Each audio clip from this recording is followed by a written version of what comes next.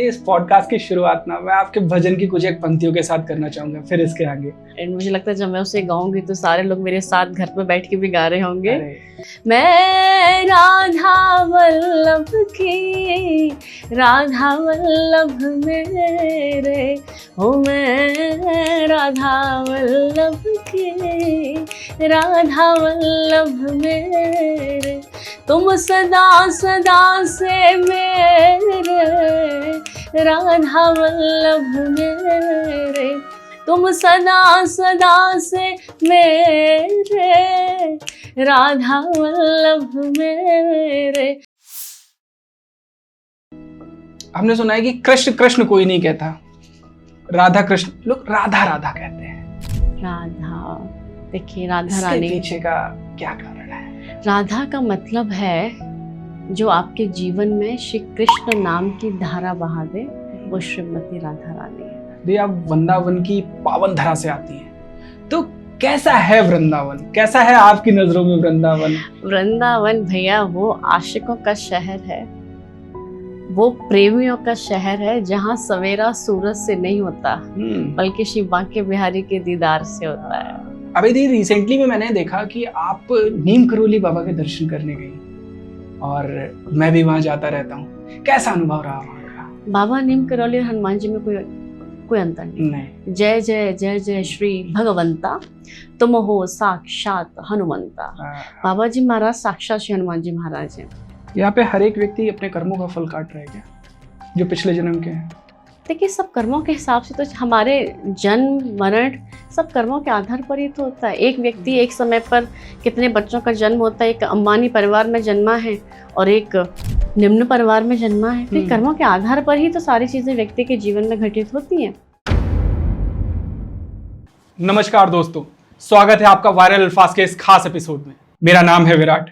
आज हमारे मध्य वृंदावन की पावन धरती से नेहा शाश्वत जी आई हैं। ये एक कथावाचक हैं और रीसेंट टाइम में इनके भजनों को बहुत सुना जा रहा है। तो दीदी आपका स्वागत है इस मंच के ऊपर। बहुत बहुत धन्यवाद। जय श्री कृष्ण। तो मैं ये जानना चाहता हूँ नेहा जी कि आपकी स्पिरिचुअल जर्नी की शुरुआत कैसे हुई, किस प्रकार से ये पूरी यात्रा रही है? कि यात्रा इतनी सुंदर और सुखद रही है कि शब्द बड़े कम पड़ जाएंगे, लेकिन मैं बताना चाहूंगी आपको कि जब हम बहुत छोटे थे, देखिए किसी भी व्यक्ति के जीवन में परिवार का बहुत बड़ा महत्व होता है। बालक कैसा बनेगा ये उसका परिवार की रूपरेखा देखकर पता लग जाता है कि बालक क्या बनने वाला है। तो मेरे जो परिवार का माहौल था बड़ा ही आध्यात्मिक रहा है शुरू से ही। मेरे दादाजी, मेरे मम्मी पापा, तो जब हम बहुत छोटे थे तो मेरे दादाजी हमें श्रीमद् भगवद गीता पढ़ाया करते थे और फिर हमें सत्संग में लेके जाते थे। एवरी वीकेंड हम लोग सत्संग में जाते थे एंड श्रीमद् भगवद गीता के श्लोक से हमने अपना आध्यात्मिक सफर शुरू किया। फिर वो श्लोक सत्संग करते करते कब एक जीवन का अहम हिस्सा बन गया और कब हम नेहा से देवी नेहा बन गए, यह हमें भी पता नहीं चला। भगवान की विशेष कृपा रही और मेरे माता पिता परिवार का बहुत बड़ा सहयोग रहा, क्योंकि दादाजी ने बड़ा परिश्रम किया। क्योंकि मैंने कहीं संस्थान में जाकर किसी से शिक्षा दीक्षा नहीं ली, सब घर पर ही मेरे दादाजी ने हमें सिखाया। घर पे हम देखते थे भजन कीर्तन प्रवचन, संत जन आ रहे हैं, वैष्णव आ रहे हैं, उनकी सेवा घर में मम्मी पापा कर रहे हैं। तो वो माहौल से सब अपने आप आता गया। क्योंकि कहते हैं ना कि बालक की जो प्रथम गुरु होती है वो उसकी माँ होती है। करेक्ट। माँ चाहे तो बालक को भक्त बना दे, माँ चाहे तो बालक को संत बना दे, माँ चाहे तो बालक को चोर बना दे, डाकू बना दे, लुटेरा बना दे। हमारे वेदांत दर्शन में लिखा है कि बालक की प्रथम गुरु उसकी माँ होती है। तो मैंने मेरी मैया को ये सब करते हुए बचपन से देखा था कि मम्मी कैसे संतों की सेवा करती थी, कैसे वैष्णवों को भोजन कराती थी, कैसे घर में पूजा हो रही है, कीर्तन हो रहे हैं, अनुष्ठान हो रहे हैं। हमारे घर में खुद श्रीमद् भगवत कथाएं अक्सर हुआ करती थी। तो वो वहां से सब देखा। और फिर ठाकुर जी की विशेष कृपा, क्योंकि वो कहते हैं ना कि मोर जीते हुए आते हैं, उनको चीता नहीं जाता। तो वो ठाकुर जी ने बस करके भेजा। इस पॉडकास्ट की शुरुआत ना मैं आपके भजन की कुछ एक पंक्तियों के साथ करना चाहूंगा, फिर इसके आगे। अच्छा, कौन सा भजन आपको अच्छा लगता है वो सुनाते हैं। दीदी मैंने रिसेंट आपका एक भजन सुना था, ठाकुर जी के ऊपर ही था, कुछ एक पंक्ति अगर उस भजन की। एक बड़ा ही सुंदर पद है जो अभी रिसेंट लोग बड़ा पसंद कर रहे हैं, मैं 2 लाइन उसकी सुनाऊंगी। जोई जोई प्यारो करे, सोई मोहे भावे, भावे मोहे जोई सोई, सोई कर प्यारे, जोई जोई प्यारो करे, सोई मोहे भावे, भावे मोहे जोई सोई, सोई कर प्यारे, जोई जोई प्यारो करे। और एक और भजन है जो दर्शकों ने बड़ा उसको प्यार दिया, एंड मुझे लगता है जब मैं उसे गाऊंगी तो सारे लोग मेरे साथ घर पे बैठ के भी गा रहे होंगे। अरे मैं राधा वल्लभ की, राधा वल्लभ मेरे, मैं राधा वल्लभ की, राधा वल्लभ मेरे, मैं राधा वल्लभ की, राधा वल्लभ मेरे, मैं राधा वल्लभ की, राधा वल्लभ मेरे, ओ मैं राधा वल्लभ की, राधा वल्लभ मेरे, तुम सदा सदा से मेरे, राधा वल्लभ मेरे, तुम सदा सदा से मेरे, राधा वल्लभ मेरे, तुम सदा सदा से मेरे, राधा वल्लभ मेरे, हो मैं राधा वल्लभ की, राधा वल्लभ मेरे। राधे राधे। दीदी, वृंदावन में गोपियों को हम लोग किस तरीके से देखते हैं? क्योंकि हम लोगों ने गोपियों की एक पुरानी परिभाषा सुनी है, आज वर्तमान के आधुनिक दौर में भी गोपियां हैं, तो गोपियों के विषय में कुछ बताइए कि कृष्ण गोपियों का क्या था? गोपी, गोपी में कितने शब्द हैं? 2 शब्द। गो माने इंद्रिया, पी माने पीना, अर्थात गोपी है इंद्रिय कृष्ण रस पिबते इति गोपी, जो अपनी प्रत्येक इंद्रिय से केवल और केवल कृष्ण रस का पान करे वो गोपी है। चलते फिरते सोते उठते बैठते खेलते कूदते नाचते गाते, हर स्थिति में हर परिस्थिति में जो केवल और केवल भगवान श्री कृष्ण का ध्यान करे वो गोपी है। गोपी भाव साम्राज्य का विषय है। गोपी कोई वेशभूषा का, गोपी कोई लिंग विशेष का नाम नहीं है, गोपी भाव साम्राज्य का विषय है। और ये जो गोपियां ब्रज में कोई साधारण गोपियां नहीं थी। आप जानते हैं गोपियां कौन थी? भगवान श्री राम जब 14 वर्ष के लिए वन में गए और जब हमारे प्रभु श्री राम दंडक वन से होकर गुजर रहे थे, तो दंडक वन में निवास करने वाले जितने भी दाढ़ी वाले बाबा थे ना, जब उन दाढ़ी वाले बाबा ने हमारे राम जी को देखा था तो सौंदर्य पर मोहित हो गए और मन में यही भाव आया कि प्रभु हम भी कभी गोपी बन के आवे, हम भी कभी स्त्री बन के आवे और आपके श्री चरणों की सेवा करें। वही दंडक वनवासी संत जन ब्रज में गोपी बन के पधारे। भगवान श्रीमन नारायण जब वामन का रूप लेकर राजा बलि के यहाँ गए, तो राजा बलि के यहाँ निवास करने वाली जितनी भी दैत्य कन्याएं थी, जब उन दैत्य कन्याओं ने हमारे वामन भगवान के सौंदर्य को देखा तो मोहित हो गई और मन में यही भाव आया कि हम भी ब्रज में आए और आपके चरणों की सेवा करें।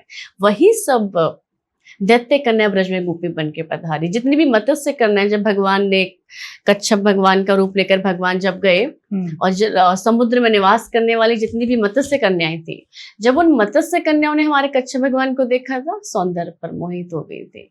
और हमारे वेदों की जितनी ऋचाएं हैं, वेदों के जितने मंत्र हैं, ब्रज में गोपी बनकर पधारे हैं। ये कोई साधारण नहीं है।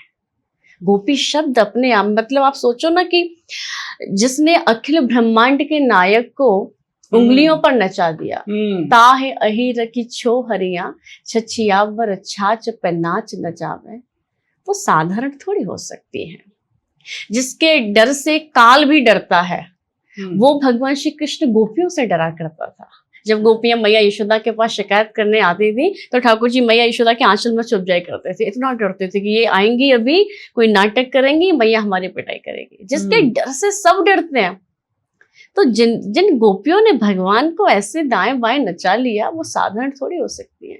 एक बार की बात है कि नारद जी वृंदावन में आए, तो एक गोपी भजन कर रही थी, साधना से ध्यान लगाए बैठी थी। तो नारद जी इस गोपी के पास गए और बोले, गोपी तुझे तो ठाकुर जी पहले से प्राप्त है, तुझे तो ईश्वर पहले से प्राप्त है, अब तू किसकी प्राप्ति के लिए साधना कर रही है, योग कर रही है, ध्यान कर रही है। तो गोपी ने जो बात कही, बड़ी प्यारी बात कही। गोपी ने कहा, नारद जी मैं कृष्ण को प्राप्त करने के लिए साधना नहीं कर रही, ध्यान नहीं लगा रही, मैं तो इसलिए ध्यान लगा रही हूँ कि थोड़ी देर के लिए ये कृष्ण मेरे ध्यान से चला जाए तो मैं अपने घर के काम कर लूं, मेरे बालक भूखे बैठे। गोपियां यहाँ की बात है। हम लोग मरे जाते हैं कि श्री कृष्ण एक बार ध्यान में आ जाए। और गोपियों की स्थिति, गोपी प्रेम की ध्वजा है। आपको जीवन में प्रेम सिखाने का कार्य अगर कोई कर सकता है, ये श्रेष्ठ प्रेम, आपको अगर प्रेम की शिक्षा, प्रेम की दीक्षा अगर आपको कोई दे सकता है तो गोपियों से श्रेष्ठ कोई प्रेम की पुजारी नहीं रहा। तो गोपियां तो उद्धव को देखिए ना आप, उद्धव बृहस्पति जी के शिष्य, ज्ञानियों में सबसे प्रवीण, वो उद्धव जी भी नतमस्तक हो गए। ज्ञान रखा रह गया प्रेम के आगे। ऊधो सूधो है चलो, सुन गोपिन के बोल, ज्ञान बजाई डुमडुमी और प्रेम बजायो ढोल। गोपियों के प्रेम के ढोल के आगे उद्धव जी की ज्ञान की डुमडुमी बड़ी फीकी पड़ गई। आज के दौर के प्रेम में और उस दौर के प्रेम में आपको क्या अंतर दिखाई पड़ता है? प्रेम और प्यार बहुत डिफरेंट चीजें हैं। प्रेम का मतलब होता है अपने प्रेमी को सुख देना। जहां अपने सुख की कामना नहीं है वो प्रेम है। जैसे प्रेम गोपियों को सिर्फ एक ही चाह रहती थी, किशोरी जी को सिर्फ एक ही चाह रहती थी कि ऐसा क्या करो जिससे गोविंद प्रसन्न हो जाए। आज के समय क्या चल रहा है कि ऐसा तुम क्या करो कि मैं खुश हो जाऊं। यहाँ देने की भावना नहीं है, लेने की भावना है। और प्रेम में सिर्फ दिया जाता है, लिया नहीं जाता। प्रेम निष्काम होता है, प्रेम में कोई कामना नहीं होती। ये अगर लेन देन जहां पर है कि तुम मेरे लिए ये करोगे तो मैं तुम्हारे लिए ये करूंगा, ये सौदा है, प्यार नहीं है, ये प्रेम नहीं है। प्रेम अनकंडीशनल होता है, प्रेम में कोई शर्तें नहीं होती हैं। व्यापारीकरण कर दिया गया है आज के दौर में प्रेम का। और देखिए, मुझे ऐसा लगता है प्रेम ना केवल भगवान से ही हो सकता है। बाबा गोस्वामी ने रामचरितमानस में पहले लिख दिया था कि सुर नर मुनि सबके यह रीति, स्वार्थ लागे करहीं सब प्रीति। तो इस संसार में जितना भी प्रेम का नाटक है, प्यार का नाटक है, जो भी आप कहो, ये सब स्वार्थ से है। जिस दिन लोगों के स्वार्थ सिद्ध हो जाते हैं, लोग नमस्कार करना बंद कर देते हैं। तो मुझे ऐसा ही लगता है कि संसार में प्रेम नहीं है, प्रेम केवल और केवल गोविंद के पास है। और आपके प्रेम की सही परख अगर कोई करता है, आपके प्रेम की कोई सही कदर कोई करता है, तो वो श्री बांके बिहारी ही करते हैं। वरना ये संसारियों को आप प्रेम करेंगे, ये आपको धोखा ही देंगे। और भगवान से अगर आप प्रेम करेंगे तो भगवान जीवन में धोखा नहीं देंगे। ये दुनिया हमेशा उपलब्ध रहती है लेकिन मौके पर कभी नहीं आती। और भगवान सदैव रहे या ना रहे लेकिन मौके पर जरूर आते हैं। बिल्कुल सही है, बिल्कुल सही बात। तो मैं हमेशा यही कहती हूँ कि भैया अगर जीवन में एक बार प्रेम करना प्रारंभ करो, चाहे पति से प्रेम करो, चाहे पत्नी से प्रेम करो, चाहे बच्चों से करो, चाहे संसार में करो, किसी से भी करो, प्रेम करना प्रारंभ करो। लेकिन जब आप अपने प्रेम को समाप्ति की ओर लेकर जाओ तो उसका केंद्र बिंदु कोई सांसारिक विषय नहीं होना चाहिए, उसका केंद्र बिंदु श्री बांके बिहारी होनी चाहिए। शुरुआत आप कहीं से करो, केंद्र विश्राम यहाँ होना चाहिए, तब इस जीवन की सार्थकता है। और देखिए, भगवान ना प्रेम के बड़े अधीन है। बिना प्रेम रीझ है नहीं, नटवर नंद किशोर। अगर आपके जीवन में प्रेम नहीं, आप कितनी भी साधना कर लेना, कितना भी योग कर लेना, हम लिख कर आपको ये बात कर रहे हैं, ठाकुर जी रीझ नहीं सकता। बड़े बड़े योगी चले गए, बड़े बड़े ध्यान लगाए चले गए, लेकिन भगवान क्षण भर के लिए भी उनकी समाधि में नहीं आए। जन्म जन्म मुनि जतन कराही, अंत राम कहीं आवत नाही। बाबा जी ने मानस में लिखा। लेकिन प्रेम से तो ठाकुर जी आगे पीछे डोलते हैं आपके। प्रेम में बहुत ताकत है। भगवान खींचे हुए, बंधे हुए बस चले आते हैं। तो जीवन में प्रेम होना चाहिए। दी, आप वृंदावन की पावन धरा से आती हैं, तो कैसा है वृंदावन? कैसा है आपकी नजरों में वृंदावन? वृंदावन भैया वो आशिकों का शहर है। वो प्रेमियों का शहर है जहाँ सवेरा सूरज से नहीं होता बल्कि श्री बांके बिहारी के दीदार से होता है। वृंदावन प्रेमियों का शहर है, यहाँ सब प्रेमी भरे पड़े हैं। यहाँ ब्रजवासियों का जो ठाकुर जी के प्रति प्रेम है, यहाँ ब्रजवासियों ने ठाकुर जी को भगवान थोड़ी माना। भगवान श्री राम ने कभी अपने जीवन में नहीं कहा कि मैं भगवान हूँ, मेरी शरण में आओ। और भगवान श्री कृष्ण ने कभी इस बात को छुपाया नहीं। वो हमेशा अपने सखाओं से कहते थे मैं भगवान हूँ, मेरी शरण में आओ। भगवान के सखा कहते थे तो पे मोह धोवे आवे नहीं, और तो भगवान बनता है। तो आप सोचो ना, जिस अखिल ब्रह्मांड के नायक को इन ब्रजवासियों ने अपने आगे पीछे घुमा लिया। भगवान के सखा भगवान को घोड़ा बनाकर उनके ऊपर बैठ जाया करते थे। तो ये प्रेम नगरी है। यहाँ तो भक्ति मैया नृत्य करती हैं। यहाँ तो ज्ञान वैराग्य बुढ़े हो गए थे दोनों। यहाँ तो प्रेम है, भक्ति है। यहाँ भक्ति मैया, भक्ति महारानी नृत्य करने। आज भी आप जाएंगे वृंदावन में, एक अलग आनंद है। जब हम बांके बिहारी का दर्शन करते हैं, लगता है कि जीवन बस सब कुछ यही है। करेक्ट। दुनिया में। और मैं हमेशा एक बात कहती हूँ, जिसने बांके बिहारी के नेत्रों की शरारत नहीं देखी, वो लाख कहे पर उसने मोहब्बत नहीं देखी, उसने प्रेम नहीं देखा। जिसने बांके बिहारी को महाराज नहीं देखा, वो कितना भी कहे, हम मान ही नहीं सकते कि वो प्रेम को स्पर्श कर पाया है। मुझे ऐसा लगता है कि प्रेम का प्रागट्य श्री बांके बिहारी के नेत्रों से हुआ है। करुणा का प्रागट्य श्री बांके बिहारी के नेत्रों से हुआ है। तो मैं तो सभी से प्रार्थना करूंगी कि जीवन में चाहे किसी के दर्शन करो चाहे मत करो, मेरे बांके बिहारी का दर्शन जरूर करना, सब कुछ भूल जाएंगे। दी, मैं निधि वन गया था, तो मुझे निधि वन में रात्रि में रुकना मना है। निधि वन की क्या कथा है, कुछ इस विषय में थोड़ा सा। निधि वन राज में श्री बांके बिहारी लाल प्रकट हुए।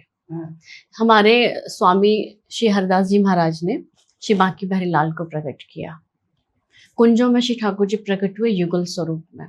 तो आज भी वहां के विषय में कहा जाता है कि आज भी श्री ठाकुर जी निधिवन राज में रास करते हैं। आज भी नित्य अपने समस्त परकर के साथ, समस्त गोपियों के साथ, किशोरी जी के साथ आज भी श्री ठाकुर जी रास करने आते हैं। रास की एक मर्यादा होती है। हर एक व्यक्ति को दर्शन, हर एक व्यक्ति को प्रवेश नहीं कराया जा सकता, इसलिए वहां पर प्रवेश निषेध है एक समय अंतराल के बाद में। और आपको आश्चर्य होगा कि दिन में वहां पर हजारों बंदर होते हैं, लेकिन जैसे ही संध्या काल होना शुरू होता है, जैसे ही समय प्रारंभ होना शुरू होता है, आपको एक चींटी भी नहीं दिखेगी। बहुत लोगों ने मतलब इस विषय पे, और ऐसा सुनने में भी आया था कि एक बार एक व्यक्ति ने कहा कि मैं तो देखूंगा यहाँ होता क्या है। वो जिद से वहां रुक गया, नेक्स्ट डे वो मिला नहीं। तो तब से वहां पर स्ट्रिक्टली कहा जाता है कि भैया यहाँ प्रवेश निषेध है, क्योंकि यहाँ ठाकुर जी अपने समस्त परकर के साथ आते हैं और रास करते हैं। और आस पास के पड़ोसी लोग कहते हैं कि हमें घुंघरुओं की आवाज सुनाई देती है। आज भी श्रीधाम वृंदावन में नित्य लीलाएं हो रही हैं। आज भी श्री ठाकुर जी विचरण करते हैं। आज भी श्री ठाकुर जी भक्तों को दर्शन दे रहे हैं। वृंदावन में जो श्री ठाकुर जी विराजमान है, ये कोई मूर्ति नहीं है, ये किसी मूर्तिकार ने नहीं बनाए, ये स्वयं श्री हरदास जी ने प्रकट किए हैं। मायरी सहज जोरी प्रकट वही, ये अपने आप ये जोरी प्रकट हुई है, ये किसी ने बनाए थोड़ी, ये साक्षात युगल सरकार है। श्री ठाकुर जी हंसते भी हैं, इनको पसीना भी आता है। जब गर्मियों में आप देखेंगे तो ऐसा लगेगा जैसे कितना ठाकुर जी को पसीना आ रहा है। इनको पसीना भी आता है, ये हंसते भी हैं, ये मुस्कुराते भी हैं, ये नाचते भी हैं, ये गाते भी हैं। ये सहज सरल रूप में ठाकुर जी यहाँ विराजमान है। तो ये आज के वर्तमान के दौर में मैंने कुछ रील्स में या कुछ अन्य लोगों के द्वारा भी देखा कि ठाकुर जी की मूर्ति के साथ वो सारे सुबह से लेकर शाम तक जितने भी क्रियाकलाप होते हैं करे जाते हैं, या बहुत सारे इंस्टाग्राम रीलर्स या यूट्यूबर्स उन्हें एक मतलब क्या इस तरीके का ये सही है जो ये चल रहा है इस समय मार्केट में? देखिए, ये चीज बहुत गलत है, ये मर्यादा के विरुद्ध है। श्री ठाकुर जी साक्षात ब्रह्म है, वो खिलौना नहीं है जो आप इनको डलिया में लेकर घूम रहे हैं। उन्हीं हाथों से आपने खा लिया, उन्हीं हाथों से ठाकुर जी को भोग लगा दिया, ये बहुत भारी अपराध है। अभी आप इतने भाव में श्रेष्ठ नहीं हुए कि ये तो हमारा लाला है। आप अखिल ब्रह्मांड के नायक को अपना बेटा बना सके, इतनी सामर्थ्य आपके अंदर नहीं है। वो ईश्वर है और ईश्वर ही इनको रहने दीजिए। आजकल मैं देखती लोग, अरे ये तो हमारा छोटा भाई है, ये तो मेरा बेटा, हर जगह कैरी करके घूम रहे हैं, डलियों में लेकर जा रहे हैं, धूप में अरे एक बात मुझे बताइए, जिन बांके बिहारी को आप अपने लड्डू गोपाल का दर्शन करा, क्या वो लड्डू गोपाल बांके बिहारी नहीं है? अब बांके बिहारी क्या स्वरूप का दर्शन करेंगे? वो तो आपकी गोद में जो डलिया में ठाकुर जी, वो साक्षात बांके बिहारी है। तो ये बहुत अपराध है। ठाकुर जी की सेवा बहुत ही विधिवत, बहुत ही मर्यादित होनी चाहिए। घर पर ही बड़े भाव से, नियमों के साथ में, बहुत नियम होते हैं पूजा पद्धति के, ठीक है, प्रेम में कोई नियम नहीं, लेकिन पूजा पद्धति के अपने नियम होते हैं। और भगवान की पूजा में नियमों का, मर्यादाओं का पालन करना चाहिए व्यक्ति को, वरना बहुत भारी अपराध बनता है जो लोग ऐसा कर रहे हैं। एक प्रश्न मेरे मन में आया कि रामकृष्ण एक ही हैं या ये अलग अलग है? बिल्कुल इस विषय में दोनों एक ही तत्व हैं, दोनों में कोई अंतर नहीं है। लोगों ने मतभेद कर रखे हैं। राम कृष्ण दो एक हैं, अंतर नहीं निवेश। इनके नयन गंभीर हैं और इनके चपल विशेष। राम जी और कृष्ण जी में सिर्फ एक छोटा सा अंतर है, वो है नेत्रों का, कि राम जी के नैनों में गंभीरता है और भगवान कृष्ण के नैनों में चपलता है। हमारे राम जी मर्यादा पुरुषोत्तम है और हमारे कन्हैया लीला पुरुषोत्तम है। इसलिए हमारे संत जनों ने कहा कि भैया राम जी के किए हुए को करो और कृष्ण के कहे हुए को करो, क्योंकि राम जी के किए हुए को हम बड़े आसानी से कर सकते हैं, लेकिन कृष्ण के किए हुए को हम नहीं कर सकते। अब लोग कहना शुरू कर देते हैं कि भगवान कृष्ण ने तो 16,108 विवाह किए थे, हम करेंगे। तो राम जी ने जो अपने जीवन में किया है वो प्रत्येक व्यक्ति को करना चाहिए, और भगवान श्री कृष्ण ने जो अपने जीवन में कहा है वो प्रत्येक व्यक्ति को करना चाहिए, क्योंकि भगवान श्री कृष्ण के किए हुए को हम नहीं कर सकते। अब 7 दिन की कन्हैया ने पूतना मारी थी, हम मार सकते? नहीं मार सकते। छोटे से कन्हैया ने गिरिराज जी को अपनी करनी उंगली पर 7 दिनों तक धारण करके रखा था, हम कर सकते? नहीं कर सकते। लेकिन राम जी के किए हुए को हम कर सकते हैं। राम जी क्या करते थे? प्रातः काल उठ के रघुनाथा, मात पिता गुरु नावही माथा। जब हमारे राम जी प्रातःकाल उठते थे तो प्रातःकाल उठते ही सर्वप्रथम अपने माता पिता गुरु के चरणों में प्रणाम करते थे। जो सबके पिता हैं, जो अखिल ब्रह्मांड के पिता हैं, वो रघुनाथ जी भी अपने माता पिता गुरुदेव को प्रणाम करते थे। तो ये हमें राम जी से सीखना चाहिए। और भगवान श्री कृष्ण ने जो कहा, भगवान श्री कृष्ण ने क्या कहा कि तुम मेरी शरण में आओ, मैं तुम्हें मुक्ति दूंगा। भगवान श्री कृष्ण ने कभी इस बात को नहीं छुपाया कि वो हमेशा कहते थे मैं भगवान हूँ, मेरी शरण में आओ। राम जी ने कभी नहीं कहा। तो हमारे ठाकुर जी थोड़े चंचल हैं और हमारे श्री राम जी बड़े गंभीर हैं, मर्यादा पुरुषोत्तम है, और राम जी बड़े सीधे हैं। तो राम जी ने जो अपने जीवन में किया वो हमें करना चाहिए, और भगवान श्री कृष्ण ने जो अपने जीवन में कहा वो हमें करना चाहिए, क्योंकि भगवान श्री कृष्ण के किए हुए को हम करने के विषय में सोच भी नहीं सकते। अच्छा, लोग कहने आ जाते हैं शादियों का कि भगवान ने इतने ब्याह किए थे, हम भी किए थे, हम भी करेंगे। ये वाले अब मैं उनसे एक बात पूछना चाहती हूँ, तुमसे करेगा कौन इतने ब्याह? भगवान ने जितने विवाह किए उसके पीछे बहुत बड़ा कारण है। जब आप कथा सुनेंगे तो आपको पता चलेगा कि इतने विवाह भगवान ने क्यों किए। भगवान की 8 मुख्य मूल रानियां रहीं, जिसमें से मैया रुक्मणी, सत्यभामा और मैया कालिंदी, नागनाजिति, इस तरीके से भगवान की 8 मुख्य पट रानियां रही हैं। एक राक्षस था भौमासुर नाम का, जो भूमि से उत्पन्न हुआ था। इसने अपने मन में संकल्प लिया कि मैं 20,000 राजकुमारियों को बंदी बनाऊंगा। ये क्या करता कि ये बड़े बड़े सुंदर सुंदर राजघरानों में जाता और वहां से सुंदर सुंदर राजकुमारियों का हरण करके ले आता, और इसने 16,100 राजकुमारियों का हरण करके अपने यहाँ बंदी बना लिया। 16,100 राजकुमारियां। और इसने मन में संकल्प लिया कि जब ये 20,000 हो जाएंगी तब मैं इनके साथ विवाह करूंगा। भगवान के पास सूचना पहुंची तो भगवान मैया सत्यभामा के संग पधारे और भौमासुर का उद्धार किया। लेकिन जब भगवान श्री कृष्ण ने भौमासुर के कारागार में प्रवेश किया तो भगवान तो देखते रह गए। 16,100 राजकुमारियां वहां बंद हैं। भगवान श्री कृष्ण ने मन में विचार किया कि अब इन राजकुमारियों को कौन स्वीकार करेगा, क्योंकि संसार का कोई राजकुमार अब इनसे विवाह नहीं करेगा, क्योंकि दुष्ट भौमासुर के यहाँ बंदी रहकर आई हैं। अब इन्हें कोई स्वीकार नहीं करेगा। अब इनके माता पिता भी इनको स्वीकार नहीं करेंगे। अब इनके सामने 2 ही मार्ग बचते हैं, या तो ये अपने आप को कुएं में कूदकर आत्महत्या कर लेंगी, अपने आप को खत्म कर लेंगी, या ये किसी गलत रास्ते पर चली जाएंगी। तो भगवान श्री कृष्ण ने यहाँ पर जो अपनी करुणा का प्रदर्शन किया है कि प्रभु कितने करुण हैं, जिनको कोई स्वीकार नहीं करता। भगवान कहते हैं देवियों, अगर आपके मन में कोई अन्यथा विचार ना हो तो मैं श्री कृष्ण आप सबको अपनी पत्नी के रूप में स्वीकार करता हूँ। जिनको कोई स्वीकार करने वाला भी नहीं था, उन राजकुमारियों को भगवान ने अपनी पत्नी बनाया। जिन्हें कोई पत्नी नहीं बना रहा था, उनको भगवान ने अपनी पत्नी बनने का सौभाग्य प्रदान किया। वो सब चरणों में गिर गई, बोली प्रभु हमें तो कोई स्वीकार करने वाला नहीं था। हम तो सोच चुकी थी कि हम तो अपना जीवन नष्ट कर लेंगे, लेकिन आपने हमें अपनी पत्नी होने का सौभाग्य दिया। तो ये कारण है भगवान ने 16,100 विवाह किए, 16,108 विवाह किए। भगवान के हर एक विवाह के पीछे बहुत बड़ी बड़ी कथाएं, बहुत बड़े बड़े कारण हैं। जब आप कथा सुनेंगे तो आपको पता चलेगा कि भगवान इतने विवाह क्यों किए। अब आप सोचो, अगर भगवान ये नहीं करते तो समाज में कितनी बड़ी विकृति पैदा हो जाती। वो 16,100 राजकुमारियां क्या क्या अनर्थ कर देती, कितनी बड़ी विकृति को भगवान ने बचाया। तो ठाकुर जी जो करते हैं उसके पीछे बहुत बड़ा कारण होता है। और 16,108 राजकुमारियां होने के बाद भी श्री कृष्ण ब्रह्मचारी हैं। तो श्री कृष्ण अद्भुत हैं भैया। श्री कृष्ण जैसा कोई हुआ नहीं है। श्री कृष्ण को यहाँ से नहीं समझा जाता, श्री कृष्ण को यहाँ से समझना पड़ता है। बुद्धि से श्री कृष्ण को आप समझने लगेंगे तो बुद्धि की नसें फट के हाथ में आ जाएंगी, दिमाग फट जाएगा आपका, लेकिन श्री कृष्ण समझ में नहीं आएगा। लेकिन जब आप हृदय से समझेंगे तो श्री कृष्ण हृदय में उतर जाएगा। श्री कृष्ण जैसा सरल, श्री कृष्ण जैसा टेढ़ा कोई नहीं है।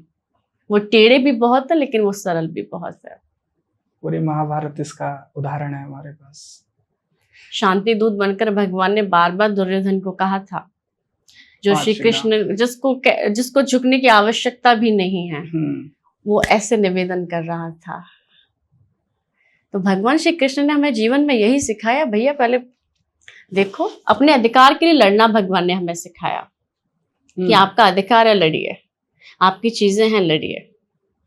बिना मतलब के भगवान ने हमें जीवन में कुछ नहीं सिखाया। भगवान की हर एक लीला के पीछे, हर एक चीज के पीछे, आज अगर महाभारत जैसी चीजें नहीं होती तो आज हमें कैसे पता लगता कि डिफरेंट एस्पेक्ट्स कैसे लगते पता।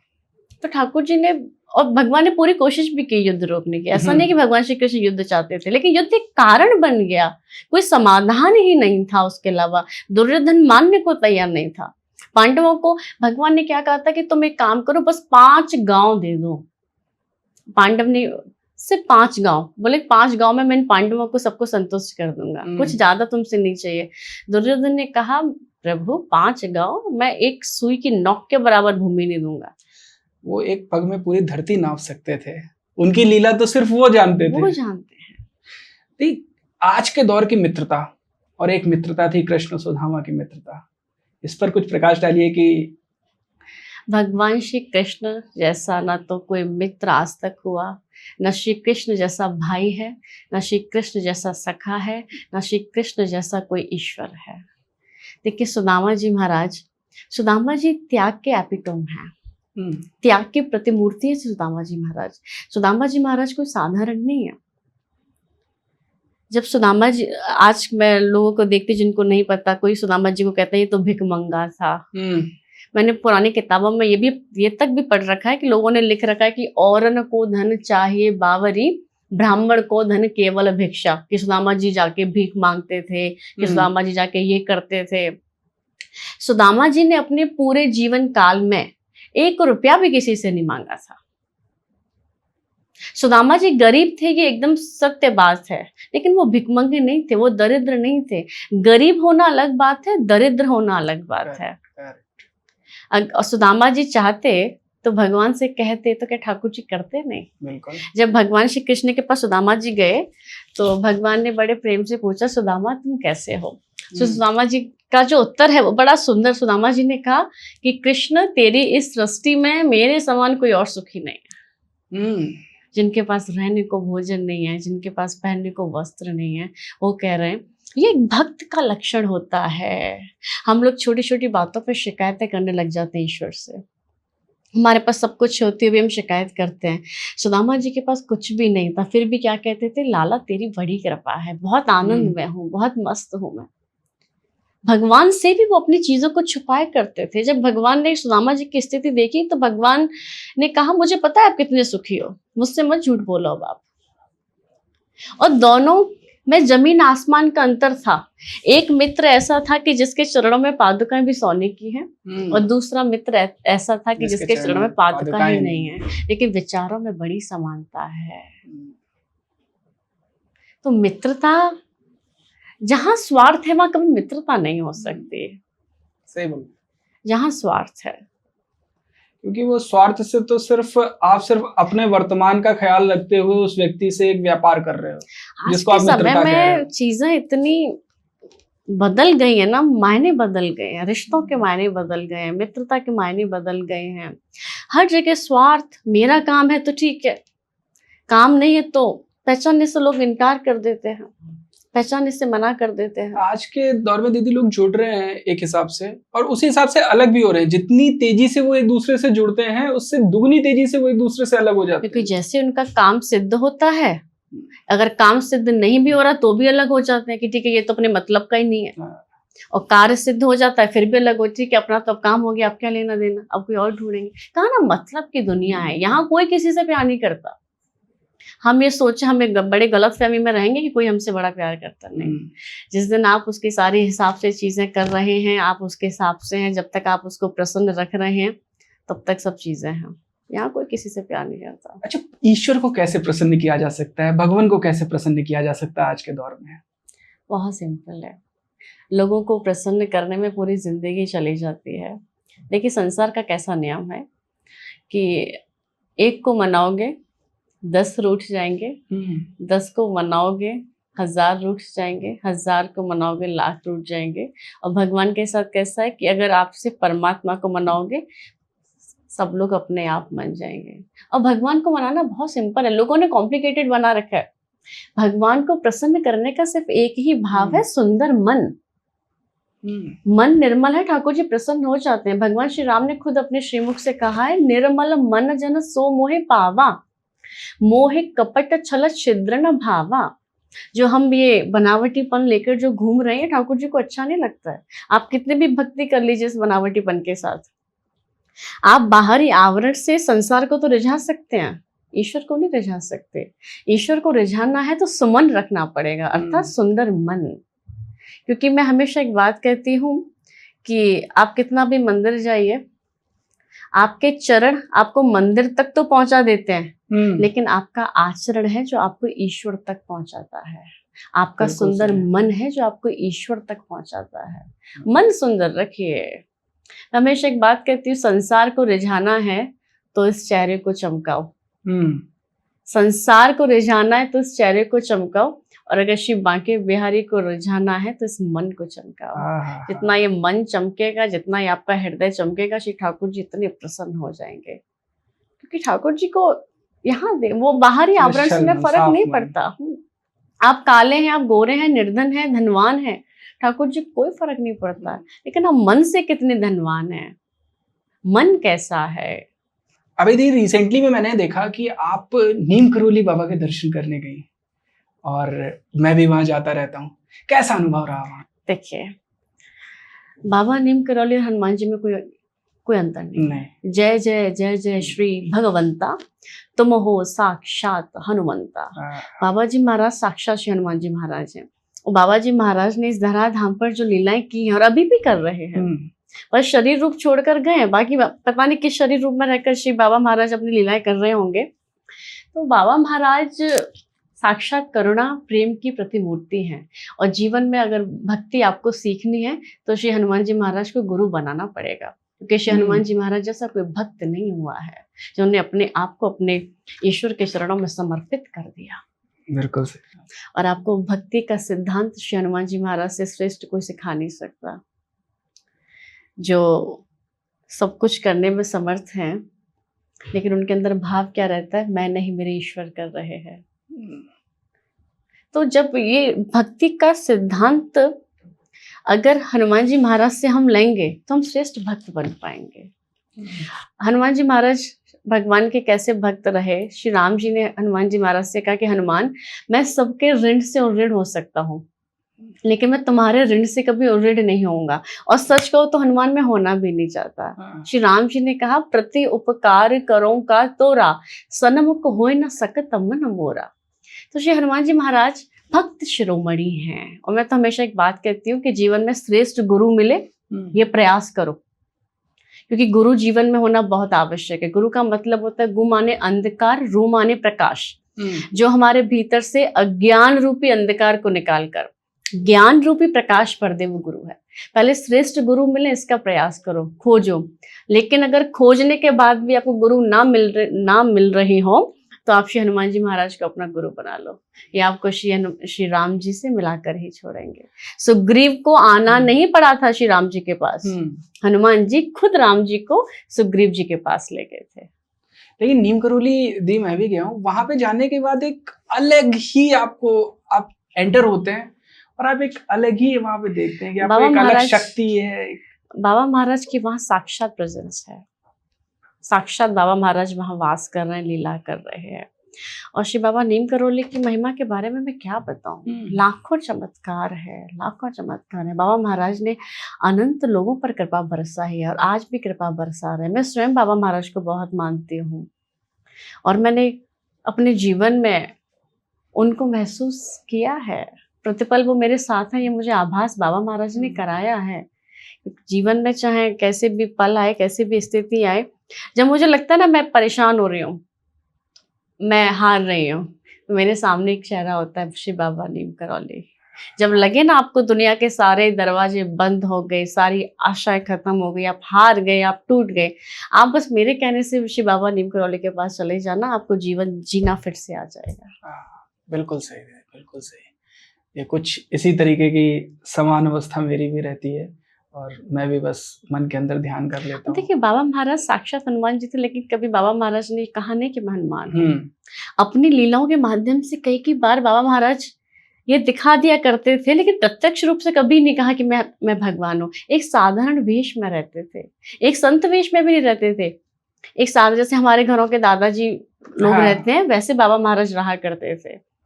और बाबा महाराज ने हमेशा एक बात कही कि देखो, भगवान, लोग अक्सर उनके पास जाते थे, पूछते थे कि बाबा भगवान को कैसे प्राप्त करें, कोई साधना कि कोई योग। बोले कोई साधना, कोई योग नहीं, केवल राम राम राम राम राम जपो। और वास्तव में नाम जप का जीवन में इतना बड़ा महत्व है ना। अगर राम जी से बड़ा, भगवान से बड़ा अगर इस संसार में कुछ है तो वो भगवान का नाम है। अगर भगवान श्री राम भी स्वयं अपने मुख से अपने नाम की महिमा का बखान करने लग जाएं तो राम जी कर नहीं पाएंगे, राम जी थक जाएंगे। राम जी ने तो केवल एक ही अहिल्या का उद्धार किया था, गौतम नारी श्राप बस उपल देह धरे धीर, चरण कमल रज चाहती कृपा कर हो रघुवीर। तो राम जी ने तो केवल मैया अहिल्या का उद्धार किया, लेकिन राम जी के नाम ने न जाने कितनी अहिल्याओं का उद्धार कर दिया। तो भगवान से बड़ा अगर कुछ है तो भगवान का नाम है, इसलिए नाम जप करते रहिए। और देखिए, नाम जप की सबसे एक विशेषता मैं आपको बताऊं कि भगवान के नाम को कैसे भी गाओ, चाहे भाव से गाओ, चाहे कुभाव से गाओ, चाहे हंसकर गाओ, चाहे रोकर गाओ, चाहे गुस्से में गाओ, चाहे डर से गाओ, भगवान का नाम अपना असर दिखाएगा। भगवान का नाम वो औषधि है। अब आप उस औषधि को, हम दवा जो लेते हैं, अब हम या तो उसको हंसकर खाएं तो भी अपना असर करेगी, अगर हम रोते रोते भी खाएंगे तो भी असर करेगी। तो ऐसे ही भगवान का नाम है। भगवान का नाम वो औषधि है कि इस औषधि को हम कैसे भी खाएंगे, कैसे भी लेंगे, भगवान का नाम अपना असर दिखाएगा। और रामचरितमानस में बाबा गोस्वामी ने चौपाई लिखी है कि भाव कुभाव अनख आलसहु, नाम जपत मंगल दिस दसहु। कि भगवान के नाम को चाहे भाव से गाओ, चाहे कुभाव से गाओ, भगवान का नाम तो कल्याण करेगा। अब जब भगवान श्री कृष्ण ने शिशुपाल को जो सायुज्य मुक्ति प्रदान करी, आप जानते हैं शिशुपाल एक ऐसा व्यक्ति था जो भगवान को जब तक गाली नहीं देता था ना, उसे पानी पीना अच्छा नहीं लगता था। पहले भगवान को गाली देता था, फिर पानी पीता था, लेकिन भगवान ने उसको सायुज्य मुक्ति प्रदान की, जो मुक्ति बड़े बड़े संतों को, बड़े बड़े महर्षियों को मिलती है। तो प्रश्न हुआ कि भगवान आपने इस दुष्ट को सायुज्य मुक्ति क्यों प्रदान करी, ये तो बड़ा दुष्ट था, आपको गाली दिए बिना पानी नहीं पीता था। तो भगवान ने कहा देखो जब एक गाली देता था ना तो मेरा ही तो चिंतन करता था, इसके चेहरे के सामने इसके मस्तिष्क पटल पर मैं ही तो रहता था। अब चाहे मेरे नाम को तो कैसे भी गाओ। तो कितने करुण है हमारे प्रभु। देखो भगवान श्री कृष्ण ने गीता में कहा था जो हुआ अच्छा हुआ, जो हो रहा है अच्छा हो रहा है, और जो होगा वो अच्छा होगा। तो इसके पीछे क्या है कि मतलब वर्तमान को, डेस्टिनी को वो कहीं ना कहीं उस चीज को बोलते थे कि विश्वास रखो जो हो रहा है सब अच्छा होगा, या कर्मों के लिए उत्साहित करते थे कि हाँ कर्म प्रधान रहो। जो देखिए कर्म प्रधान है, बाबा जी ने भी रामचरितमानस में कहा कर्म प्रधान विश्व रच राखा, जो जस करहि सो तस फल चाखा। कोई किसी को सुख नहीं देता, कोई किसी को दुख नहीं देता। इस बारे में बाबा जी ने कहा कि काहू न को सुख दुख कर दाता, निज कृत कर्म भोग सब भ्राता। कोई किसी को सुख नहीं देता है, कोई किसी को दुख नहीं देता। अगर आज आप सुखी हैं तो आपके ही कर्म कुछ इस प्रकार के रहे होंगे कि आज आप सुखी हैं, और अगर आज आप दुखी हैं तो आपके ही कर्म कुछ इस प्रकार के रहे होंगे कि आज आप दुखी हैं। तो कर्मों का हमारे जीवन में बड़ा, जैसा हम कर्म करेंगे। अब लोग सोचते हैं अरे मुझे बंद कमरे में कौन देख रहा है, कर लेता हूँ ना थोड़ा धोखाधड़ी, बोल लेता हूँ ना थोड़ा झूठ मूठ। देखो ब्रह्मांड वो मिरर है जो 24 घंटे आपको देख रहा है। ईश्वर आपको माफ कर सकते हैं पर आपके कर्म आपको माफ नहीं करेंगे। इसलिए मैं हमेशा कहती हूँ भैया अच्छे कर्म करो। यदि अच्छे लोगों के साथ बुरा क्यों होता है? अच्छे लोगों के साथ बुरा भी उनके अच्छे के लिए होता है। ये एकदम सत्य बात है। कैसे? आपको लेटर ऑन पता लगेगा, क्योंकि देखिए जो ईश्वर के शरणागत है, ईश्वर उनके प्रतिपल रक्षा करते हैं। मुझे नहीं पता कि कल मेरे साथ क्या हो। आज जो चीज मुझे प्रिय लग रही है, मुझे नहीं पता कि भविष्य में ये मुझे कितना दुख देगी, लेकिन ईश्वर जानते हैं। तो वो नहीं चाहते कि मेरा भविष्य अंधकार में हो, तो वो पहले ही प्रारंभ में इस चीज को खत्म कर देते हैं। जब हमारे साथ वो चीज हो रही होती है, हमें लगता है मेरे साथ क्यों ऐसा। प्रभु आपसे प्रेम करते हैं इसलिए आपके साथ ऐसा, और वो आपके लिए जो करेंगे बहुत अच्छा करेंगे। आप एक विचार करो, जब हम जन्म लेते हैं तो हमारे माता पिता कितनी तैयारी करते हैं, कितनी प्लानिंग करते हैं कि चलो ये पैसा हम इसके नाम से ऐसे जमा कर देते हैं, इससे इसकी शादी हो जाएगी, इससे इसका ब्याह होगा, ये से पढ़ लेगा लिख लेगा, ये वो। जब हमारे सांसारिक माता पिता को हमारी इतनी चिंता होती है, हमारा पूरा भविष्य को संवारने में लगे रहते हैं, तो एक बात बताओ, उस परम पिता को हमारी थोड़ी बहुत भी चिंता नहीं होती होगी? हाँ? जब हमारे सांसारिक माता पिता हमारे लिए इतना करते हैं, इतनी योजनाएं बनाते हैं, तो उन्होंने भी तो बनाई होंगी ना। तो आप उनकी योजनाओं पर विश्वास करो ना। जब आपको पता है कि आपके जीवन को चलाने वाले साक्षात भगवान श्री कृष्ण हैं, आप फ्लाइट में यात्रा करते हैं, आपको नहीं पता कि कौन है पायलट।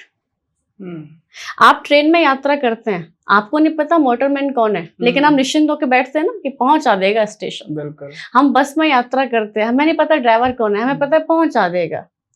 हम जिन अनजान लोगों पर विश्वास करके निश्चिंत होकर बैठ रहे हैं, यात्रा का आनंद ले रहे हैं, जिनको हम जानते नहीं पहचानते नहीं, और जिस परमात्मा को हम न जाने कब से जानते हैं, बचपन से सुनते हैं, उस पर विश्वास क्यों नहीं? जब हमें पता है कि हमारे जीवन को चलाने वाला साक्षात वो है, और जब हमारी बागडोर उनके हाथ में है, कुछ हो सकता है क्या?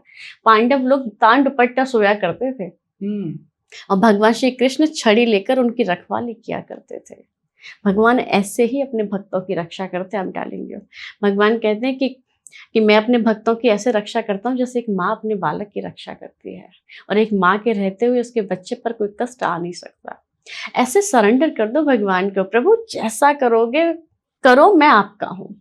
सुख भी आएंगे तो भी मैं इधर ही रहने वाला हूँ, दुख भी मिलेंगे तो भी मैं इधर ही रहने वाला हूँ। मैं नहीं दर बदलूंगा, दर नहीं बदलना है।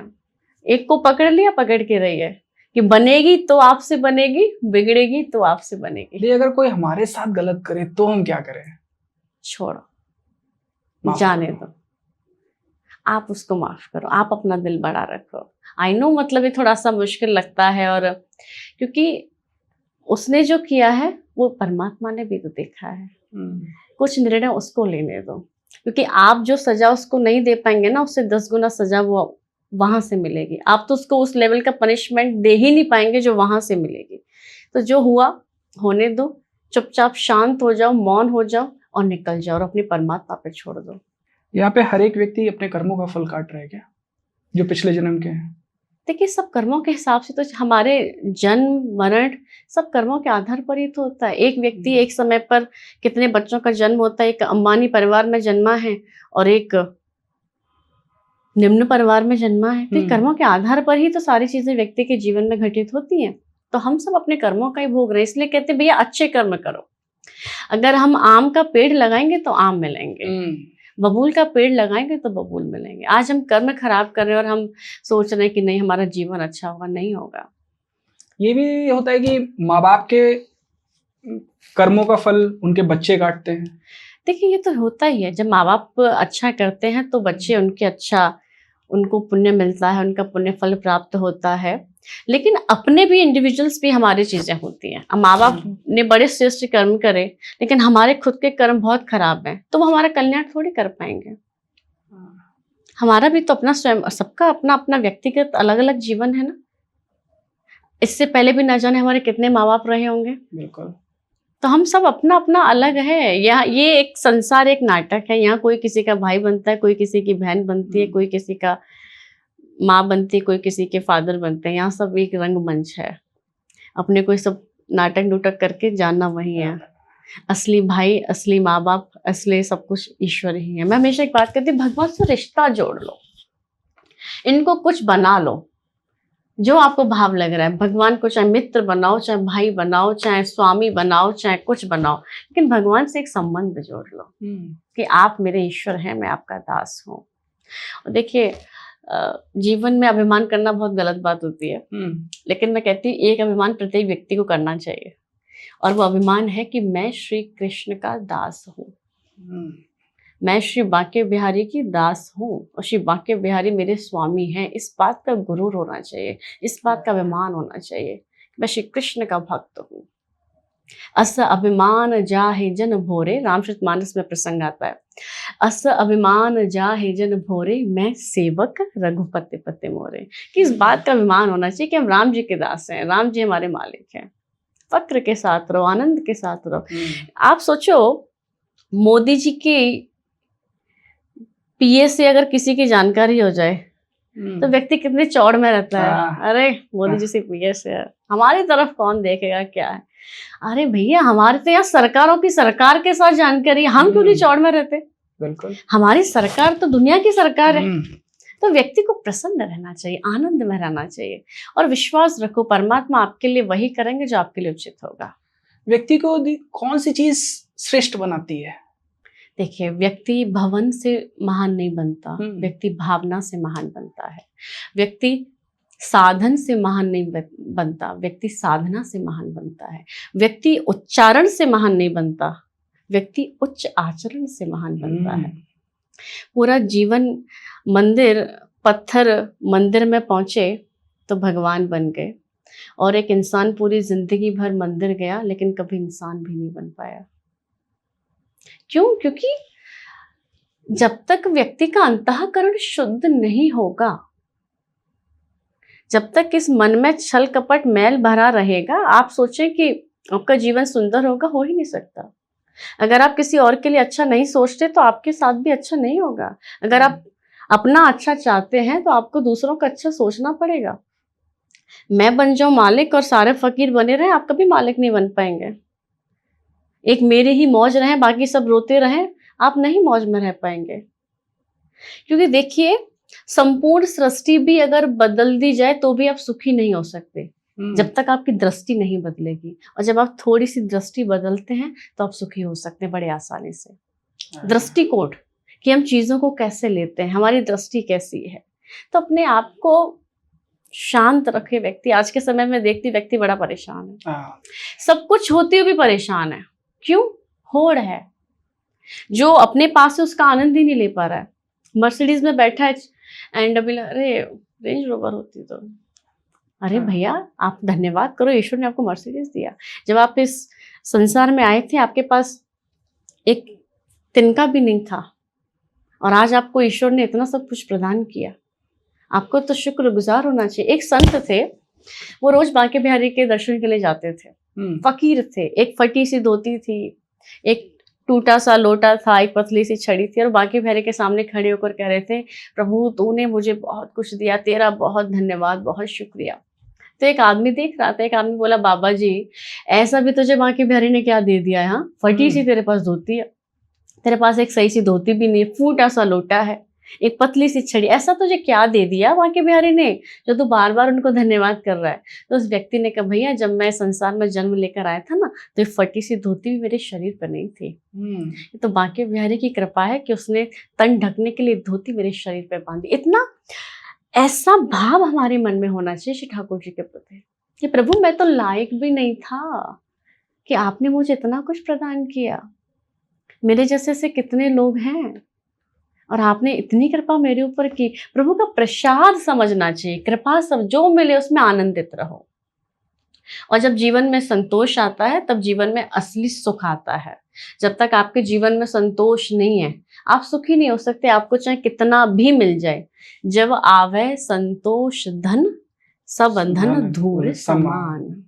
जीवन में संतोष होना चाहिए, जैसा मिल रहा है, जो मिल रहा है, ठाकुर जी प्रसन्न है तो हम प्रसन्न हैं, ये ठाकुर जी की कृपा से हो रहा है। जब आप हर एक भक्त के जीवन में दो चीजें होनी चाहिए, एक होती है हरि इच्छा और दूसरी होती है हरि कृपा। जो आप चाहते हैं वो आपको मिल जाए तो ये हरि कृपा हो गई, जो आप चाहते हैं वो आपको नहीं मिले तो समझो ये हरि इच्छा है। हरि इच्छा भी बहुत सुंदर है और हरि कृपा भी बहुत सुंदर है। आप कुछ चाहते हैं वो आपको मिल जाए तो मिठाई बांटो, प्रसन्न हो जाओ, खूब आनंद करो। आप कुछ चाहते हैं और अगर आपको वो ना मिले तो मिठाई तो बांटो, लेकिन इस बार ढोल नगाड़े के साथ बांटो, क्योंकि जब आपका सोचा हुआ नहीं हुआ तब अब उनका सोचा हुआ होगा, और जब उनका सोचा हुआ कुछ होता है ना वो बहुत मंगलकारी। लेकिन उस समय व्यक्ति को बहुत कष्ट होता है, जिस समय उसके साथ नहीं हो रहा होता तो वो ये बोलता है, प्रभु हमारे साथ ही क्यों? बस वही तो हमारी परीक्षा का समय होता है, जब प्रभु हमारी परीक्षा ले रहे होते हैं उसी समय तो हमें धैर्य बनाना है। वही तो विश्वास की घड़ी होती है कि आप अपने इष्ट पर कितना विश्वास करते हैं, कि आप ऐसी परिस्थिति में भी नहीं डगमगाए, ऐसी परिस्थिति में भी आपने अपने ईश्वर को नहीं छोड़ा। यही तो परीक्षा की घड़ी है और हम सब इसी में फेल हो जाते हैं। तो जब ऐसा समय आए तो विश्वास अड़े रखो, ठीक है प्रभु।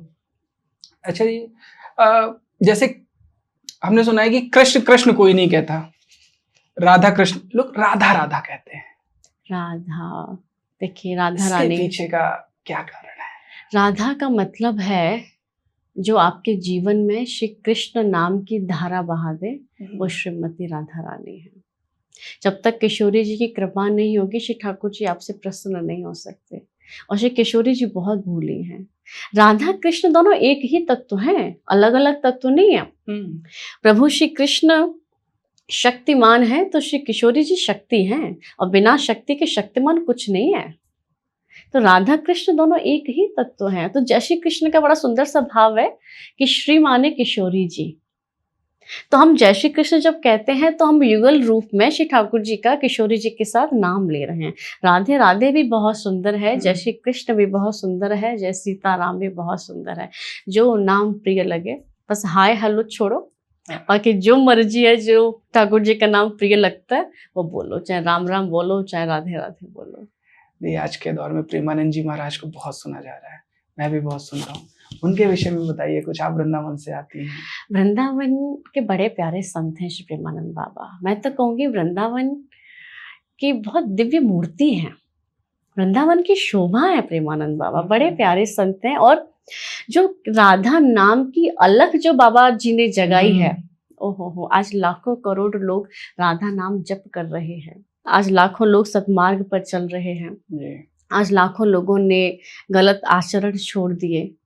तो ये बाबा जी ने जो एक क्रांति लेकर जो बाबा जी आए हैं वो बहुत ही उत्तम है, और आज के समय में तो इसकी बहुत आवश्यकता है कि प्रेमानंद बाबा जैसे संत और आए और समाज को सुधारें। आज चारों तरफ हम देख रहे हैं कि लोग, युवाओं में भक्ति बढ़ रही है, आज युवा गलत चीज़ों को छोड़कर एक अच्छे पथ पर चल रहे हैं।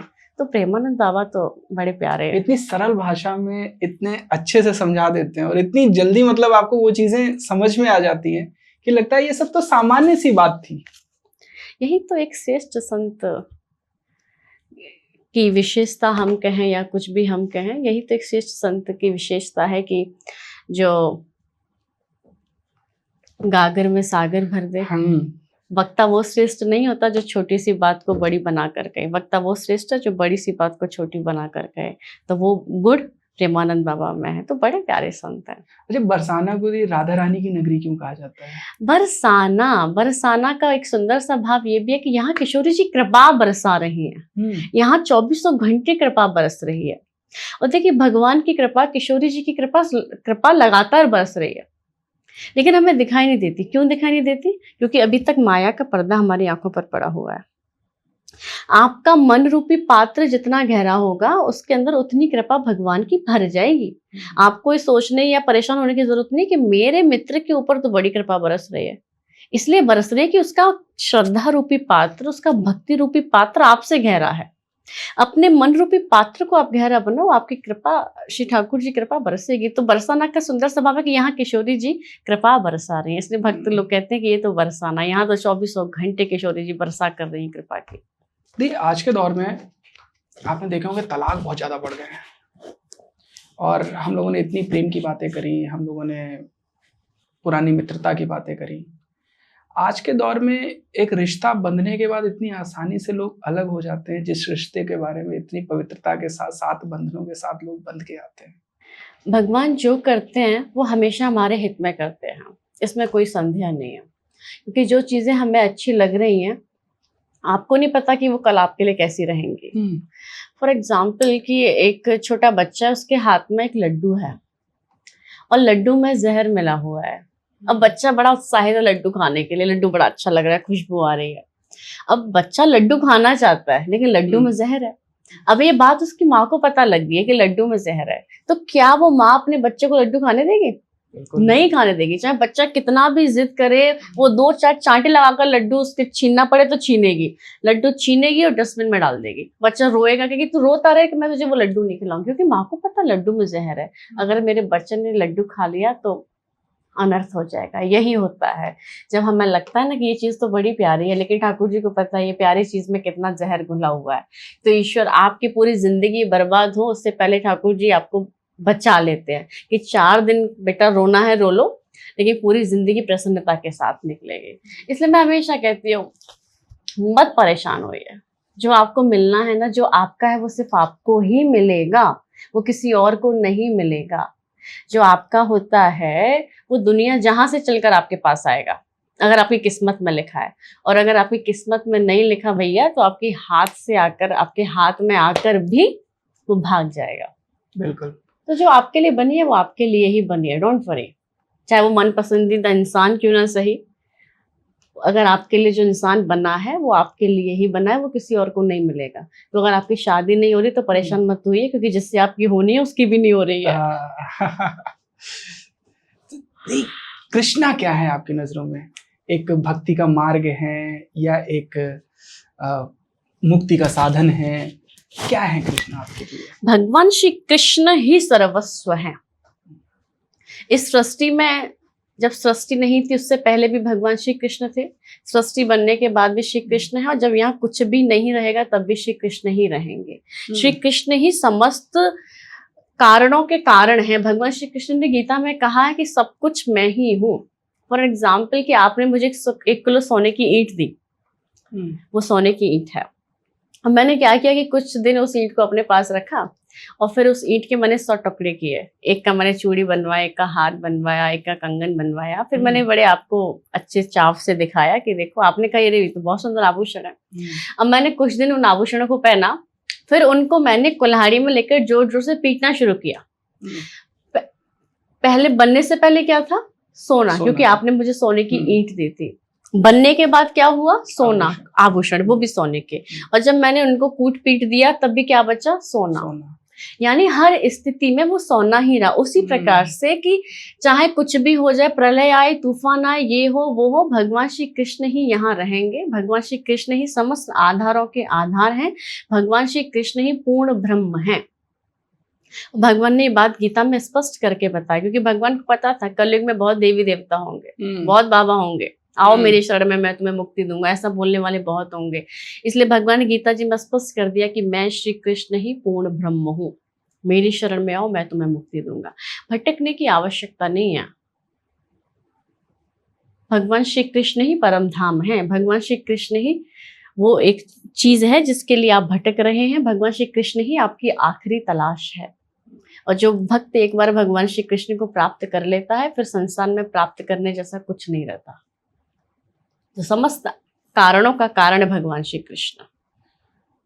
दी, महाभारत की एक घटना मुझे कहीं ना कहीं मेरे जहन में आ जाती है कि जो कर्ण का वध हुआ था भगवान श्री कृष्ण के द्वारा, और वो कर्ण को बहुत पसंद भी करते थे भगवान श्री कृष्ण। उन्हें पता था एक अच्छा योद्धा है, इसके साथ बहुत सारी चीजें गलत हुई हैं।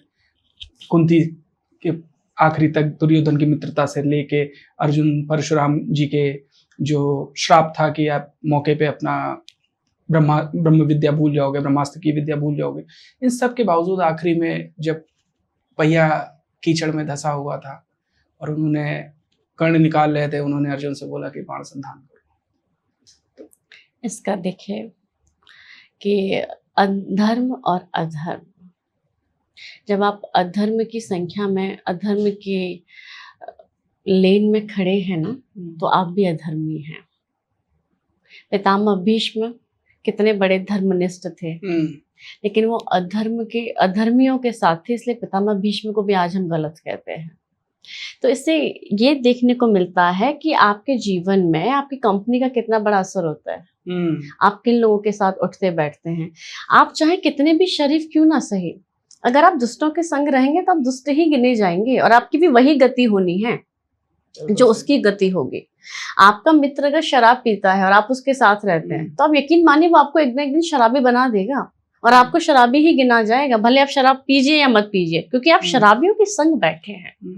कर्ण बहुत अच्छे योद्धा थे, सब कुछ था, लेकिन कर्ण को पता था कि दुर्योधन गलत है। वैसे कर्ण जैसा कोई मित्र नहीं हो सकता। अगर जीवन में अगर दो लोगों जैसे मित्र आपके पास है ना, तो आप जैसा भाग्यवान कोई है नहीं। एक तो भगवान श्री कृष्ण और एक कर्ण। कर्ण को पता है कि कितना गलत है दुर्योधन, गलत होने के बावजूद भी दुर्योधन का साथ नहीं छोड़ा। तो दुर्योधन के जीवन में कर्ण जैसा मित्र कर्ण को पता था, लेकिन वही वाली चीज की कर्ण ने अधर्म का रास्ता चुना, तो कर्ण को ये गति हुई। नहीं, मांसाहार और शराब का सेवन बहुत लोग करते हैं और वो प्रसन्न है, और जो व्यक्ति शायद नहीं कर रहे हैं, इन चीजों से दूर है, शायद वो दुखी है। इस विषय में देखिए, मांसाहार ये बहुत बड़ा अपराध है। छोटे छोटे पशु पक्षियों को लोग मारकर खा रहे हैं, किस लिए? कि बॉडी बन रही है, स्वाद आ रहा है, ये आ रहा है। अरे जिस प्रकार से आप भगवान के बच्चे हैं, वैसे छोटे छोटे पशु पक्षी भी तो भगवान के बच्चे हैं।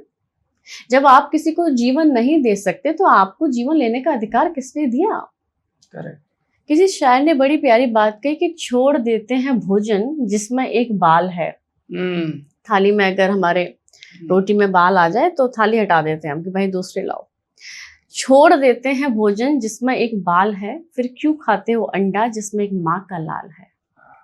बाहर इंसान तेरी फितरत, तू लाश को हाथ लगाता है तो तू नहाता है, और खुद बेजुबान जीव को तू लाश बनाकर खाता है। क्या आज का मानव कितना निकृष्ट हो गया है। वैसे लिखते हैं कि एनिमल लवर, हाँ करेक्ट, ये इनका एनिमल लवर है। बहुत अपराध है ये, बहुत। और देखिए, इस जो मांसाहार का सेवन करते हैं ना, कुंभी पाक नरक जाते हैं। हमारे यहाँ 28 प्रकार के नरक हैं, और उन 28 प्रकार के नरकों में जो सबसे खतरनाक नरक है वो कुंभी पाक है, और वो उन लोगों को मिलता है जो मांसाहार का सेवन करते हैं, जो छोटे छोटे पशु पक्षियों को मारकर खा जाते हैं। इसलिए मैं आप सभी से प्रार्थना करूंगी, जो भी वायरल अल्फाज के माध्यम से मुझे देख रहे हैं, कि भैया मांसाहार के सेवन को बंद करो, शुद्ध सात्विक शाकाहारी बनो। नियम बनाओ कि जो चीज का सेवन हमारे ठाकुर जी नहीं कर सकते, या जिस चीज का भोग श्री ठाकुर जी को नहीं लग सकता, वो हम नहीं पाएंगे। शुद्ध सात्विक विचार जब तक आपके नहीं होंगे, आपको भगवत प्राप्ति नहीं हो सकती है। आपको ये लोग दिख रहे होंगे हैप्पी, पर दे आर नॉट हैप्पी। आप इनके पास 5 मिनट जाकर बैठिए, 5000 दुख सुना देंगे आपको। जैसा खाते हैं अन्न वैसा होता है मन, ये मन। बहुत सही बात है। जैसे पियोगे पानी वैसी होगी वाणी। जीवन में हमारे भोजन का हमारे विचारों पर इसका असर पड़ता है। इसकी प्रवृत्ति तामसिक प्रवृत्ति है। तो जब भोजन ही आप तामसिक करेंगे तो आपका जीवन कैसे सुखी होगा? तामसिक भोजन करोगे तामसिक जीवन बनेगा और अधोगति में जाओगे। ये वाली बात मुझे आपकी बहुत, ये इतने हिपोक्रेट दोगले लोग होते हैं जो पेट लवर लिखते हैं, डॉग पाल रहे हो और तुम एक तरफ रात को खाने में मांसाहार खा रहे हो। मतलब तुम्हारी मनोस्थिति में कुछ समझ में नहीं आ रहा है कि तुम अपनी ये बहुत बड़ा अपराध है। मतलब मैं तो कथाओं के माध्यम से भी लोगों को बहुत समझाती हूँ, बहुत प्रार्थना करती हूँ कि भैया मत करो, क्योंकि वो उनके भी परिवार होता है, उनका भी भाई होता है, उनकी भी बहन होती है, उनके भी माता पिता होते हैं। जब एक डॉक्टर हमें इंजेक्शन लगाता है ना तो नानी के यहाँ जितना दूध पिया था सब याद आ जाता है। करेक्ट।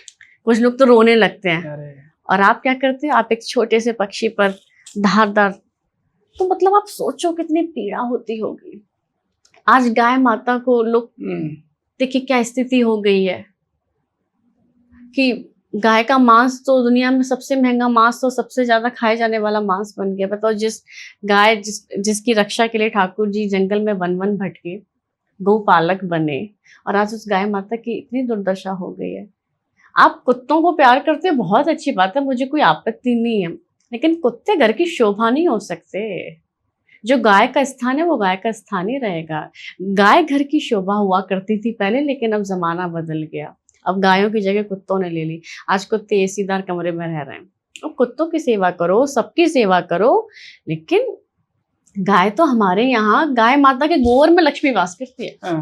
लक्ष्मी जी को तो रहने के लिए जगह ही नहीं मिली गाय माता के शरीर में। आखिर में पहुंची, बोली अब तो गोबर ही बचा है। बोली मैं तो गोबर में भी प्रसन्न हूँ। तो गाय माता साक्षात समस्त कोटि के देवता गाय माता के शरीर में निवास करते हैं। 68 करोड़ तीर्थों का वास है गौ माता के शरीर में। इतनी भारी महिमा है गौ माता के विषय में, मैं क्या ही बोलूं आपको। लोग कहते हैं कि अगर किसी का ब्लड प्रेशर बहुत हाई है, अगर वो रोज गौ माता के शरीर पर हाथ फेरे, उसका ब्लड प्रेशर नॉर्मल हो जाता है। आपके शरीर में कितना भी दांत खुजली है, गौ माता के गोबर में गोमूत्र मिलाकर लगाने से आपकी दांत खुजली, बड़े से बड़े कोढ़ रोग ठीक हो जाते हैं। ये सब बातें बड़ी लोगों को अजीब लग रही होंगी मेरी, लेकिन ये सत्य बात है। गौ माता की हर एक चीज औषधि है। उनका मूत्र भी औषधि के रूप में प्रयोग किया जाता है। बिल्कुल। तो गौ माता पूजनीय है। उनका जो दिव्य स्थान, जो ठाकुर जी ने उनका स्थान रखा था, अगर हम श्री कृष्ण को मानते हैं और अगर हम गौ माता को नहीं मानते तो आप श्री कृष्ण को नहीं मानते। आप श्री कृष्ण भक्त कहलाने के अधिकारी नहीं है। आप श्री कृष्ण की पूजा तो करते हैं, लेकिन गौ की पूजा आप नहीं करते। आधुनिकता की होड़ में एक्चुअली लोगों ने अपनी परिभाषाओं को अलग अलग तरीके से अपने तरीके से बना लिया। कि व्यक्ति बड़ा चालाक है, ये अपने हिसाब से अपने सिद्धांतों को बदलता है। अगर दूध में मक्खी गिर जाए तो वो दूध फेंक देगा, लेकिन वही मक्खी अगर 20 किलो घी के डिब्बे में गिर जाए तो मक्खी को निकाल कर फेंक देता है। करेक्ट। तो व्यक्ति अपने सुविधा के हिसाब से अपने सिद्धांतों का हेर फेर कर लेता है। बड़ा चालाक है आज का मानव। दीदी, वृंदावन में परिक्रमा का क्या महत्व है, ये थोड़ा सा मेरे को बता दीजिए, क्योंकि मेरे दिमाग में ये प्रश्न था और शायद रह गया मेरे से शुरुआत में ये बात पूछने के लिए कि वृंदावन में परिक्रमा का क्या महत्व है। देखिए, वृंदावन की जो परिक्रमा है और गोवर्धन की जो परिक्रमा है, गोवर्धन परिक्रमा ठाकुर जी ने स्वयं प्रारंभ की थी। गोवर्धन की जो परिक्रमा है, सबसे पहले श्री ठाकुर जी ने अपने ब्रजवासियों के संग लगाई थी, 7 कोस की परिक्रमा। तब से ये परंपरा चली आ रही है। और ब्रज वृंदावन का जो क्षेत्र है, यहाँ ठाकुर जी ने स्वयं एक एक लीला इस धराधाम पर यहाँ की है। और श्री ठाकुर जी यहाँ नंगे पांव घूमा करते थे, तो इसलिए कहा जाता है कि ठाकुर जी की एक सीमा है। तो जब आप ब्रज वृंदावन की परिक्रमा करते हैं, तो जैसे हम ठाकुर जी के आसपास ठाकुर जी की परिक्रमा कर रहे हैं। वृंदावन श्री ठाकुर जी का स्वरूप है। वृंदावन और श्री ठाकुर जी में कोई अंतर नहीं है। भगवान श्री कृष्ण कहते हैं वृंदावन मेरा घर है। जब भगवान अपनी लीला को संपन्न करके गए तो भगवान ने यही कहा कि देखो, मैं वृंदावन छोड़कर कहीं नहीं जाऊंगा। मैं तुम्हें अगर कहीं ना मिले तो सीधा वृंदावन चले आना। और आज भी भक्तों को श्री ठाकुर जी वृंदावन में भिन्न भिन्न रूपों में दर्शन दे रहे हैं। आज भी लोगों को आभास होता है, ऐसी बात नहीं है कि पहले ही आभास होते थे। तो वृंदावन और बांके बिहारी में कोई अंतर नहीं है। और परिक्रमा का भी यही प्रक्रिया है। ओके, ये अंतिम पड़ाव पे हमारा पॉडकास्ट आ गया है। लास्ट क्वेश्चन कि जीवन को कैसे जिया जाए? हंसकर इस जीवन को जीना, दस्तूर है इस जिंदगी का। बीते हुए पल कभी लौट कर नहीं आते, बस एक यही कसूर है इस जिंदगी का। इसलिए जीवन के हर पल को आनंद के साथ जियो, मुस्कुराहट के साथ जियो। रोने का टाइम नहीं है, केवल और केवल मुस्कुराओ। फिर चाहे लोग आपको कहने लगे पागल या आवारा, चाहे लोग आपको कहने लगे पागल या आवारा, बस आप एक बात याद रखना, ये जिंदगी ना मिलेगी दोबारा। जीवन बहुत बहुमूल्य है। भगवान ने बड़ी कृपा की है हमें मनुष्य शरीर देकर। बड़े भाग्य मानुष तन पावा। और आप विचार करो, आज हम किसी पशु शरीर में होते तो आज यहाँ बैठकर भगवान की चर्चा नहीं कर रहे होते। ये भगवान ने कितनी बड़ी कृपा की है। तो हमें इस जीवन को बड़े आनंद के साथ जीना चाहिए। और देखो, आनंद और मुस्कुराहट तो कोई भगवान श्री कृष्ण से सीखे। भगवान श्री कृष्ण के चेहरे पर आपने कभी उदासी नहीं देखी होगी। कर्ण ने कहा था दुर्योधन से कि मित्र, भगवान श्री कृष्ण की निश्चल मुस्कुराहट ना मुझे अंदर से झकझोर देती है। तो भगवान श्री कृष्ण हमेशा प्रसन्न चित्त रहते थे। तो ये हमें सीखने को मिला। हम छोटी छोटी बातों पर रोना शुरू कर देते हैं। हम छोटी छोटी बातों पर मेरा तो लाइफ ही खत्म होगी, माय लाइफ इज ओवर। नहीं भैया, जब आपको लगता ना कि ये आपके जीवन का अंत है, आप यकीन मानिए वहां से आपका जीवन प्रारंभ होता है, वहां से आपके जीवन का नव अध्याय शुरू होता है। तो परेशान होने की आवश्यकता नहीं है। छोटी मोटी बातों पर अपने जीवन को नष्ट करने की आवश्यकता नहीं है। जीवन बहुत कृपा से आपको मिला है। कुछ ऐसा कर कर जाओ कि ठाकुर जी प्रसन्न हो जाएं आपसे। हम रोज ये सोचते हैं कि ऐसा क्या पहनूं कि मैं अच्छा लगूं, लेकिन क्या कभी किसी व्यक्ति ने ये सोचा कि ऐसा कौन सा कर्म करूं जो बांके बिहारी को अच्छा लगे, जो मेरे भगवान को अच्छा लगे। तो जब हम इस भाव से अपने जीवन को जिएंगे ना कि मुझे ऐसा करना है कि ठाकुर जी मुझसे प्रसन्न रहें, तो हमसे गलती से भी गलती नहीं होगी। हमारा हर कर्म उनकी प्रसन्नता के लिए होना चाहिए। हम हर समय ये सजग रहें कि ठाकुर जी मुझे देख रहे हैं। अगर मैं किसी के साथ छल कर रहा हूँ या किसी के साथ कपट कर रहा हूँ, तो मेरे परमात्मा मुझे देख रहे हैं। और जब ये भाव रहेगा तो हम किसी के साथ गलत नहीं कर पाएंगे। और चाहे आप कितने भी एकांत में छल कपट कर लीजिएगा, वो लौट कर आपके पास जरूर आएगा। लोग मतलब बड़ा अजीब सी विडंबना लगती है। छोटे से सीसीटीवी से लोग डरते हैं, सावधान हो जाते हैं, अरे भाई सीसीटीवी लगा है। और 24 घंटे वो सीसीटीवी, ईश्वर रूपी सीसीटीवी, ब्रह्मांड रूपी सीसीटीवी हमारे ऊपर टंगा हुआ है और हमें उससे डर ही नहीं लगता। खुले हम पाप करते हैं और फिर पाप के कर्मों से पुण्य करने चले जाते हैं। पाप की कमाई से पुण्य करने चले जाते हैं। देखो, मैं हमेशा एक बात कहती हूँ, पाप की कमाई से अगर तुम पुण्य करोगे तो उसका फल भी उनको ही मिलेगा जिनको तुमने धोखा दिया है, जिनके साथ तुमने छल किया। तुम्हें नहीं मिलना उसका पुण्य। जिसके साथ तुम छल करके ये कमाई करके लेकर आए हो, उसका पुण्य उसको ही मिलना है। तो किसी के साथ छल मत करो। और देखो, अगर आपके साथ छल हो भी गया है ना, तो भी निश्चिंत रहिए, क्योंकि किसी के पाचन तंत्र में इतनी शक्ति नहीं है जो आपके हिस्से को पचा पाए। करेक्ट। किसी के पाचन तंत्र में इतनी शक्ति अभी तक नहीं बनी जो आप किसी और के हिस्से को खा पाए, किसी और के हिस्से को पचा पाए।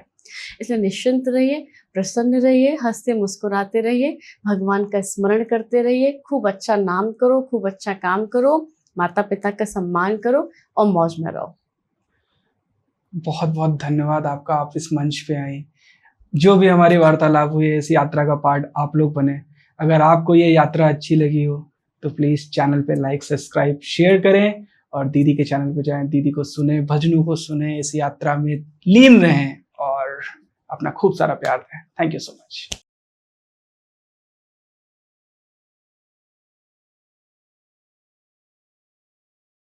नमस्कार दोस्तों, स्वागत है आपका वायरल अल्फाज के इस खास एपिसोड में।